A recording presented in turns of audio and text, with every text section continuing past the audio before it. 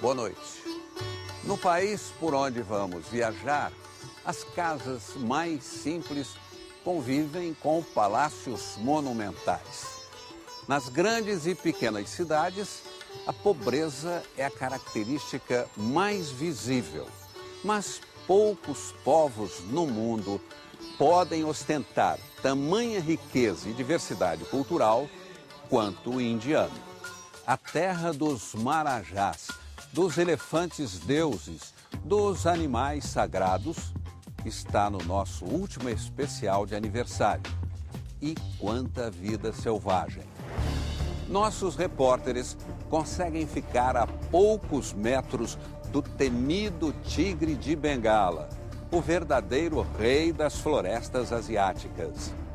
Vamos visitar templos, cidades coloridas, atravessar desertos, conhecer uma arquitetura impressionante e descobrir quem é o mais rápido cortador de cebolas de toda a Índia. O Globo Repórter desta noite é uma coprodução com a EPTV, afiliada da Rede Globo, no interior de São Paulo e sul de Minas.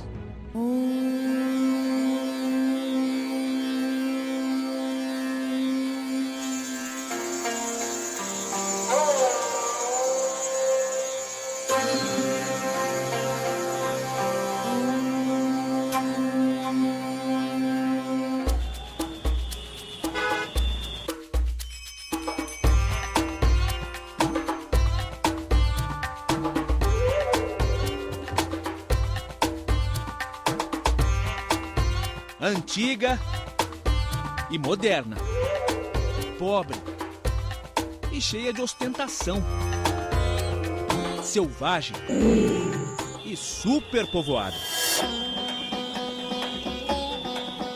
O fascínio da Índia está nos opostos.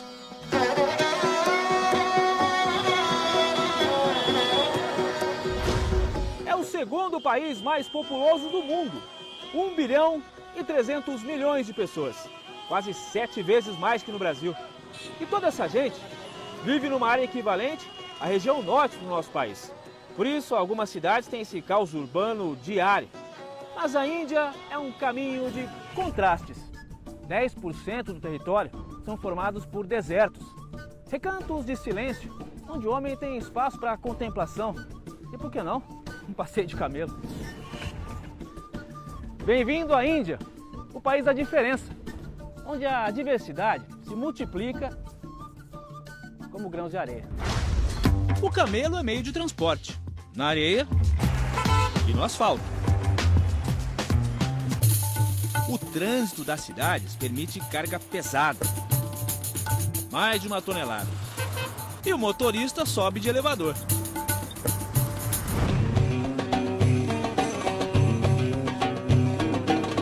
No estado do Rajastão, as surpresas estão na pista. E o motorista tem que dar seus pulos.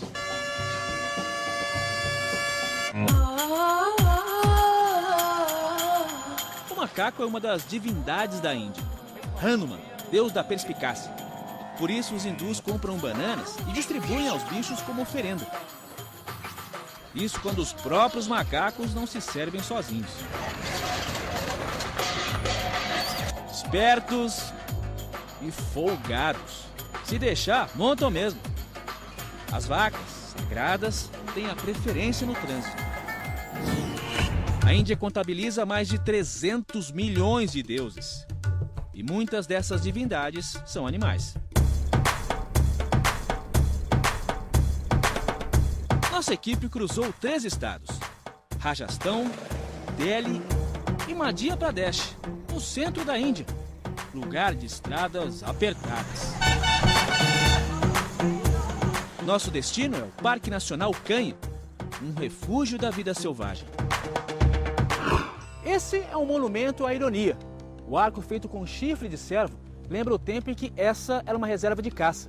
Aqui a elite inglesa se divertia matando os animais.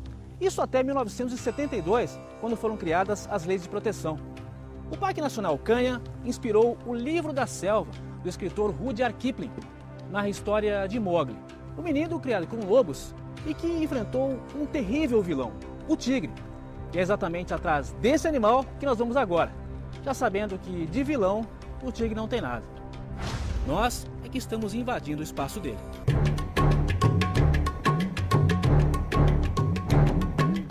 Nessa diversidade de ambientes vivem cerca de 100 tigres. E os guias seguem o rastro da fera.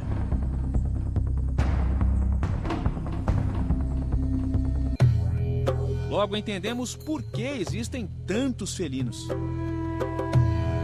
O cardápio de presas tem muitas opções.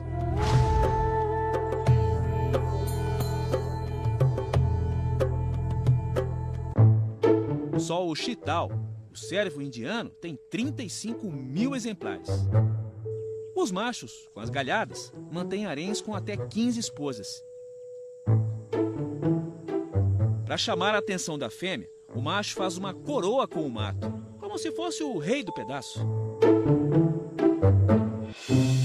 Os chitais vivem em parceria com os langures. Estão aos montes pelo chão, cheios de pose. Figuras simpáticas e serelepes. Lá do alto, avisam os amigos sobre o perigo. Com a sentinela atenta, o chacal não teve sucesso na caçada, mas já tinha se garantido no dia anterior. Essa turma animada é a do sambar, o maior cervo indiano com 2 metros de altura. Entre os antílopes, o black buck se destaca pelo tamanho dos chifres, tem mais de 1 metro. Nas áreas alagadas está o barazinga, bicho que se alimenta de plantas aquáticas. Existia aos milhares, mas quase foi extinto. E por aqui também tem bicho grande, peso pesado. Os elefantes, usados como meio de transporte pelos guardas florestais. São guiados com os pés. É o único animal com porte suficiente para intimidar os tigres. De acordo com as regras do parque, durante o safari a gente não pode descer do carro nem para fazer xixi. São apenas 2 paradas durante o dia, no café da manhã e no almoço. E a gente desce numa área considerada mais segura. O guia já está preparando a refeição aqui, tudo no improviso, em cima do capô. E eles garantem que nesse lugar a gente não corre o risco de virar almoço de tigre. A sobremesa é mais poeira nos 200 quilômetros de estradas do parque. Mas o tigre não facilita a nossa vida. Após um dia inteiro de procura, freada brusca, pertinho de uma fêmea. E pelo jeito ela não gostou.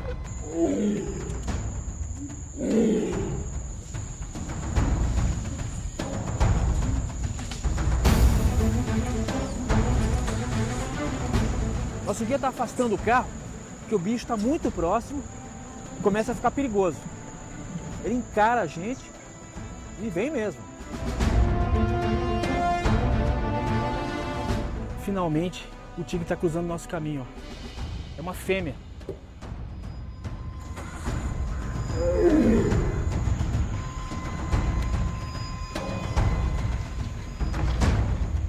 Agora ele entrou ali pela mata, a gente está aguardando para ver se ele volta. Ele ficou menos de 2, 3 metros da gente. O coração bate acelerado, a gente fica a 1000 por hora aqui. Ficamos de olho, mas nada do tigre voltar. Foi só o começo. São 4 dias madrugando nos safaris.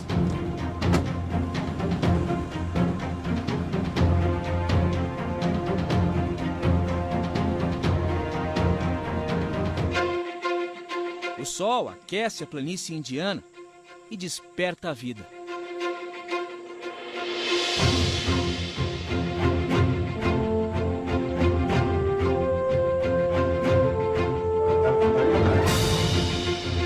Com novidades na terra e no alto.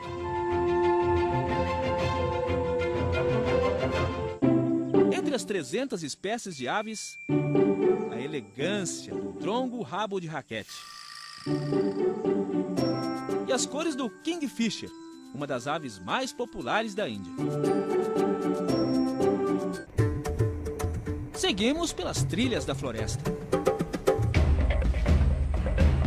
E a movimentação dos bichos dá o alerta. Os guias se agitam. Dessa vez, um macho surge diante de nossas lentes. Tem mais de 1 metro de altura e impõe respeito. Agora podemos ver os detalhes das patas que caminham para dentro. E por onde ele anda, demarca o território.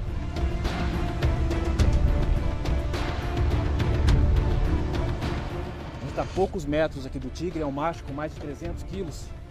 Olha que animal espetacular. Não é à toa que ele é o rei da floresta indiana. O tigre pode saltar a uma distância de 6 metros com facilidade. Mas os guias dizem que os ataques são raros. E a força da mordida chega a 200 quilos. Sabe se camuflar como ninguém. E usa muito bem os caninos, que chegam a 7 centímetros de tamanho. As garras afiadas são fundamentais nas caçadas. Um adulto macho chega a comer 40 quilos de carne num só dia. Mas a emoção vira medo quando o tigre muda a expressão. Parou, tá encarando a gente aqui. Momento de tensão. Não é brincadeira, não. Por sorte, o olhar atravessado tem outro endereço. Macho e fêmea cruzam o mesmo caminho e se aproximam aos poucos.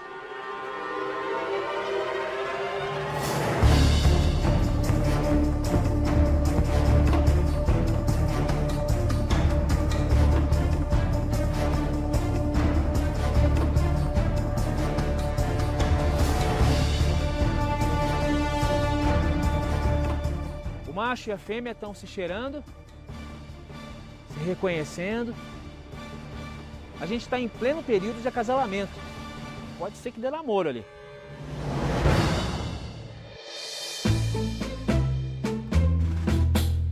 O galã investe, mas a dama se deita de lado. Tipo, hoje não, tô com dor de cabeça. O tigrão tenta mais uma vez e leva outro fora. Não deu namoro. Mas se ela tivesse no período fértil, seriam 60 vezes por dia, durante uma semana. A fêmea não quis acasalar porque tem filhotes ainda muito jovens. Só 10 ou 12 meses depois de ter os filhotes, ela está preparada para acasalar outra vez. Se ela ficar muito tempo namorando com o macho, os filhotes vão morrer sem comida.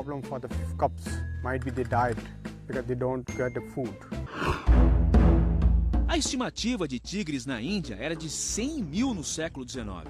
Caiu para 40 mil na década de 70.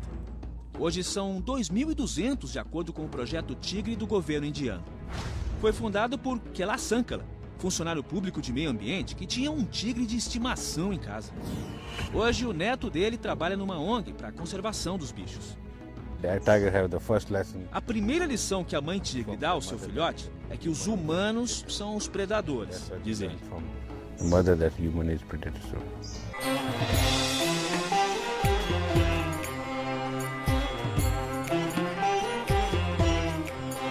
Ao redor do parque cheio de tigres, não existem cercas.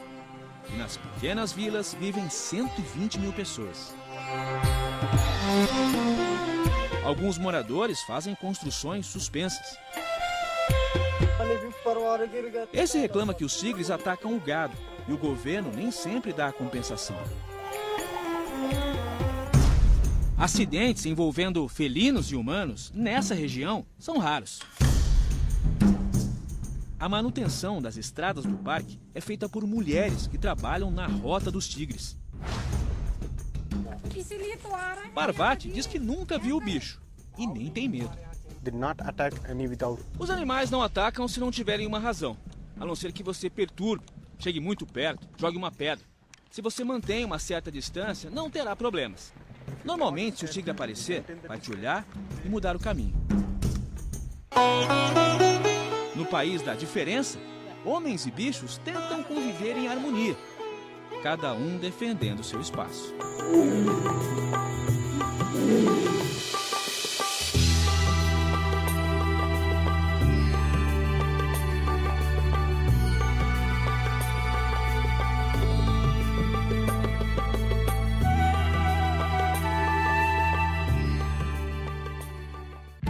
Uma cidade dourada, outra azul e a terceira rosa.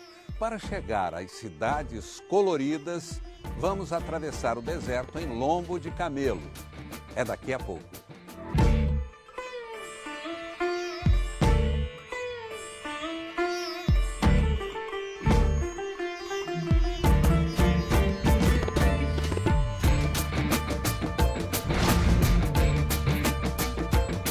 No oeste da Índia, um horizonte redesenhado ao sabor dos ventos. O deserto de Thar. Quase 500 quilômetros de areia e silêncio.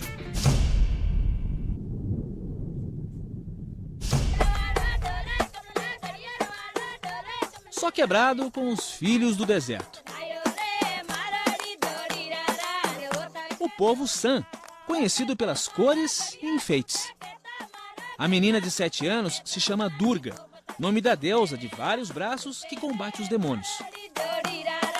Sob a luz do sol ou do fogo, as tribos mostram o ritmo e habilidades circenses. A dançarina equilibra 6 vasos na cabeça e com os pés desafia 2 espadas.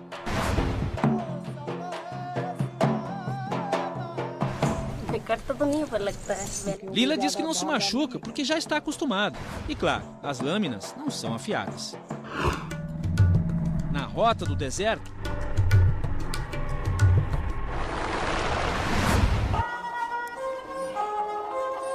um oásis com tons de areia. Jaisalmer, a cidade dourada.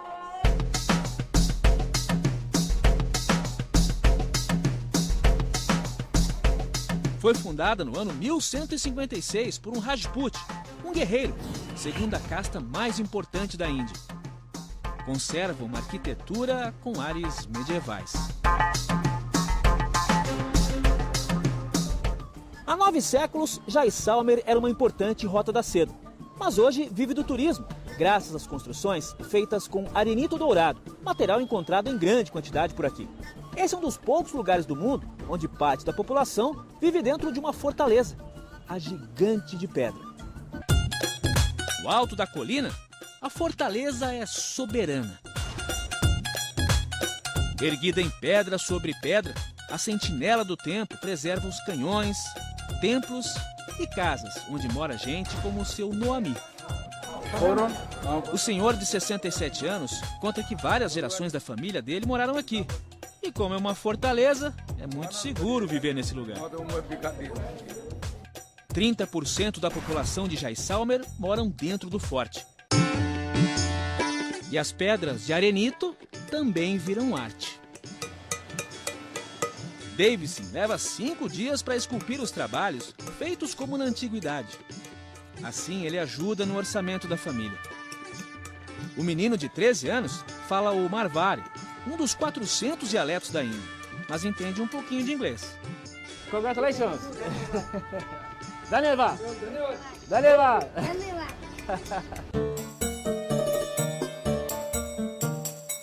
A arte nas construções também impressiona. Essa é Pátio Arravel, a casa de comerciantes do século XVIII. É repleta de detalhes inspirados na arquitetura hindu e muçulmana. Em Jaisalmer, até o cemitério é charmoso. O lugar onde os comerciantes eram cremados tem mausoléus de areia dourada. A 300 quilômetros dali, o cenário muda de cor.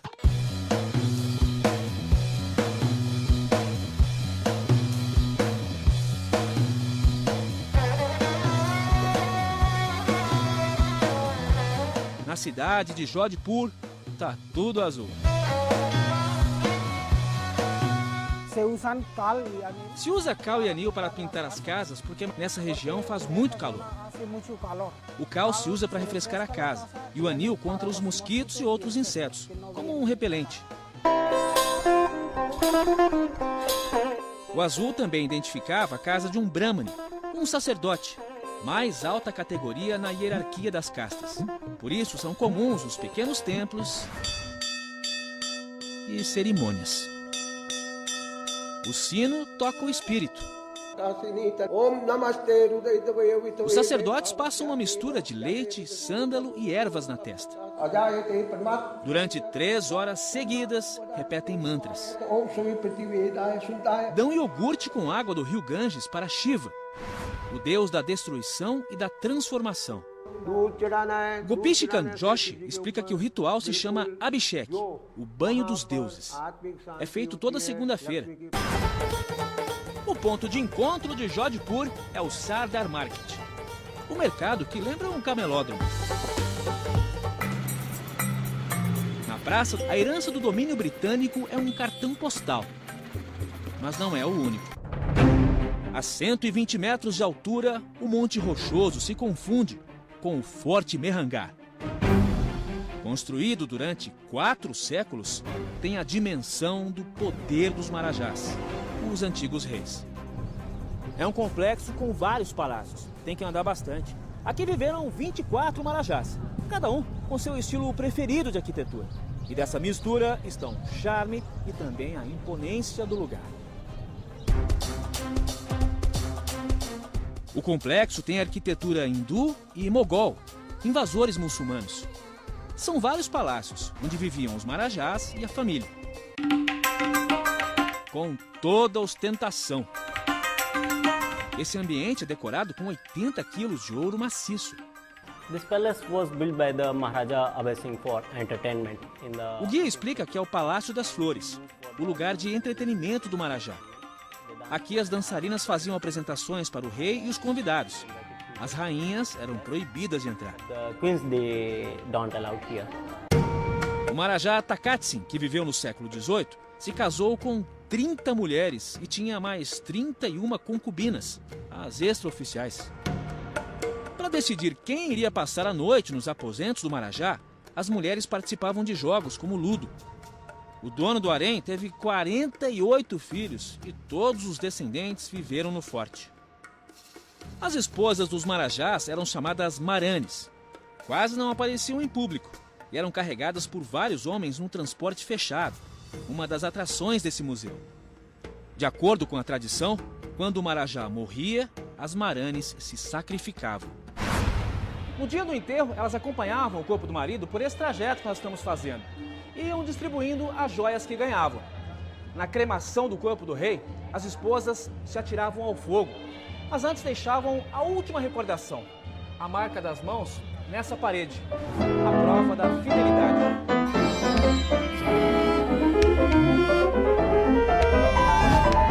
Na vizinha Jaipur está o Forte Amer, que são 7 quilômetros de muralhas. Para chegar à fortaleza, o veículo é o mesmo dos antigos reis. Passamos pelo lago e um jardim suspenso.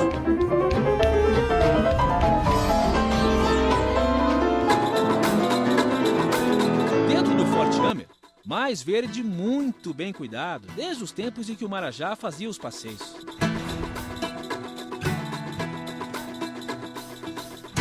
Relíquias arquitetônicas do século XVIII, época em que a Índia tinha 600 reis.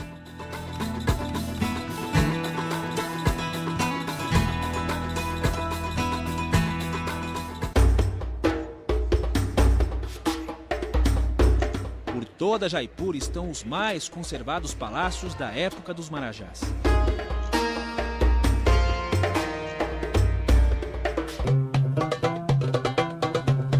Como cada cidade tem uma cor, aqui a tradição é esse marrom desbotado, que eles chamam de rosa.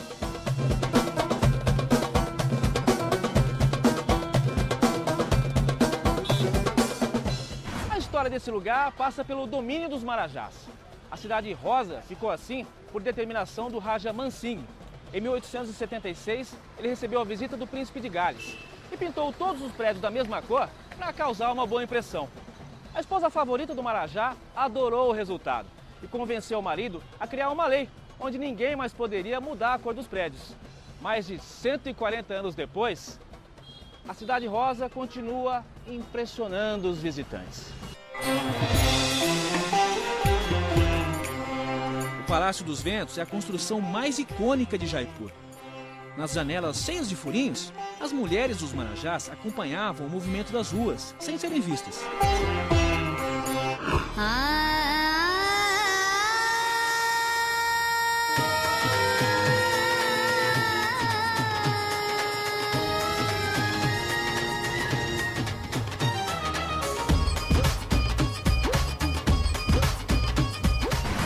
Com um triciclo chamado Rickshaw, percorremos essa cidade com 6 milhões de habitantes e um trânsito ensurdecedor. Mal educado é quem não buzina para alertar o outro.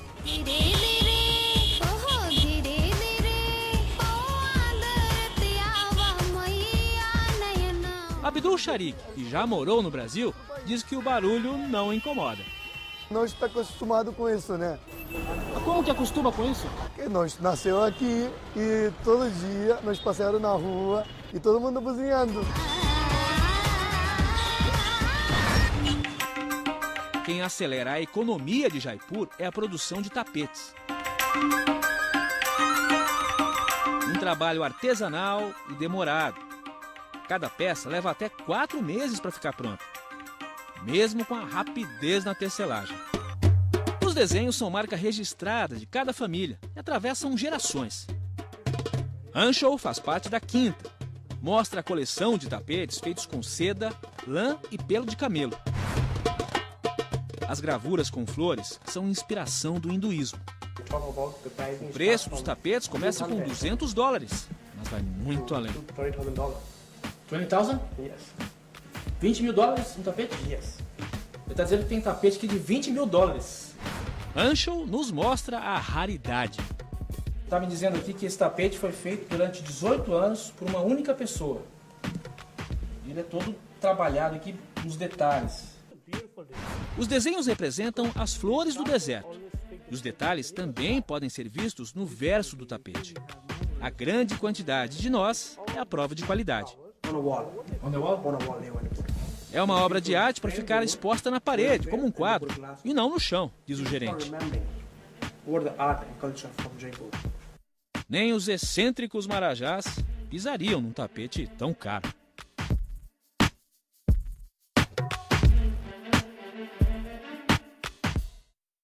Um povo movido pela fé e o inacreditável recorde do mais rápido cortador de cebolas de toda a Índia. É daqui a pouco.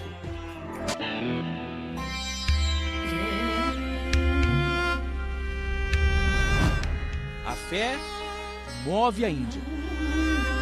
Berço do budismo, jainismo, hinduísmo. Religiões ligadas à crença de karma e reencarnação. Mais de 80% da população é hindu, terceira maior religião do mundo. Entre os milhões de deuses, alguns são mais populares, como Gangor. Gangor é a deusa para quem as mulheres solteiras fazem orações pedindo um noivo bonito e bem-sucedido. Quem não conseguiu nada com Santo Antônio no Brasil, pode tentar com ela, né? Quem sabe? A segunda maior religião é a muçulmana. Mesmo após a divisão com o Paquistão, para onde foi a maioria islâmica. A mesquita Jama Masjid, em Nova Delhi, é uma referência. Construída em 1656 pelo imperador mogol Shah Jahan, o mesmo do Taj Mahal, pode receber até 25 mil peregrinos. Só 3% da população indiana é adepta ao cristianismo. Este é o Gurdwara Bangla Sahib, o templo da religião que mais cresce na Índia, o Sikhismo. São 20 milhões de seguidores no país. Para entrar, é preciso cobrir a cabeça, purificar os pés e as mãos. A construção é revestida de mármore, prata e ouro. Mas o alicerce é a fé. Orações e hinos de louvores durante o dia todo. Os seguidores oferecem dinheiro e devoção. Todos veneram o 11º guru do sikhismo, Granth Sahib. Mas se engana quem acha que é uma pessoa. O guru é um livro escrito por outros mestres. Guarda os ensinamentos da religião e prega a adoração a um único Deus. É reverenciado durante o dia e à noite dorme num espaço que também é sagrado para os Sikhs. Os discípulos são conhecidos pelos turbantes. 8 metros de tecido para esconder os cabelos. Jurra Singh diz que leva de 10 a 15 minutos para colocar o turbante. No sikhismo não se corta o cabelo nem a barba. Bebida alcoólica e cigarros são proibidos. Homens e mulheres usam uma pulseira de prata e o kirpan, uma espada ou punhal. Do lado de fora do templo está o Sarovar, o lago de água sagrada. No século XVII, Delhi enfrentou grandes epidemias de cólera e varíola. E segundo os seguidores do sikhismo, nessa região havia uma fonte, onde quem se banhava ou tomava da água alcançava o milagre da cura.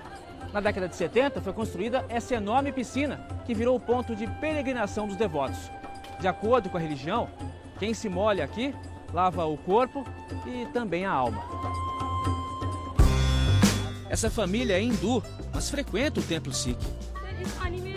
Dizem que a água é milagrosa e cura. Eu sou hindu, mas também creio nisso. Afinal, o sikhismo nasceu do hinduísmo, diz Anjali. No restaurante Sikh, enormes tachos preparam alimento para mais de 2.000 pessoas, todos os dias. Trabalho feito por voluntários. Como Amar Singh, cortador de cebola mais rápido da Índia. Está me dizendo aqui que ele cortou só hoje 80 quilos de cebola. Também com essa rapidez toda, né? A gente está com o timer aqui para ver quantas cebolas ele corta aqui, em quanto tempo. Tem 1, 2, 3, 4, 5, 6, 7, 8, 9, 10, 11, 12 cebolas. Tem 12 cebolas, vamos ver em quanto tempo ele corta. Vou marcar aqui. Ready? Ok.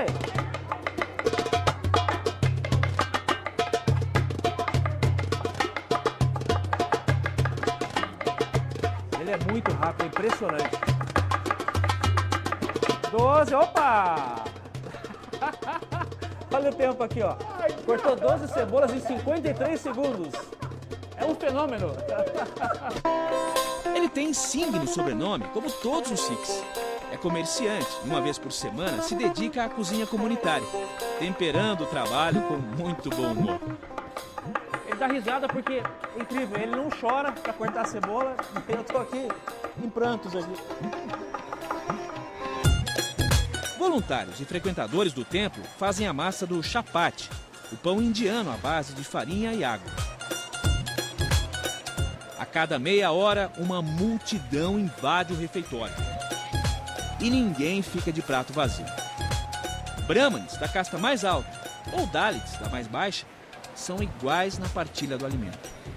Esse é um lugar onde ninguém passa fome. Gente de todas as raças e religiões tem direito a um prato de comida. Para os Sikhs, servir ao homem é servir a Deus. Hoje no cardápio a gente tem aqui feijão com lentilha, batata doce e o chapati, que é o pão sem fermento. E a gente tem que comer exatamente como os indianos, com a mão. O restaurante funciona 24 horas por dia. Gente de outros países também é convidada para o banquete, inclusive do Brasil. Marília veio há 1 ano para a Índia trabalhar com tecnologia e experimentou o sabor da solidariedade. Num país como a Índia, é um dos poucos lugares que você vê igualdade. Tem as castas, tem as religiões, tem a diferença de línguas e aqui dentro eles não fazem nenhuma diferença. É um pedacinho de paz assim que a gente tem às vezes.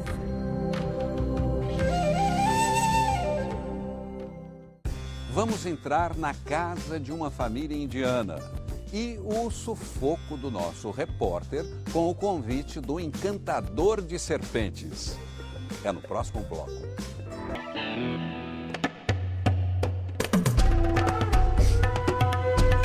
Nos últimos anos, a economia cresceu, mas a pobreza não diminuiu na Índia. Saneamento básico e água tratada são um privilégio de uma minoria. 70% da população vivem em áreas rurais pobres, algumas com técnicas rudimentares de agricultura. Nessa casa do povo Gondi, em Madhya Pradesh, moram 8 pessoas. Nas panelas, só lentilha e arroz doado pelo governo. Uma das filhas do casal pagou Onti, de 18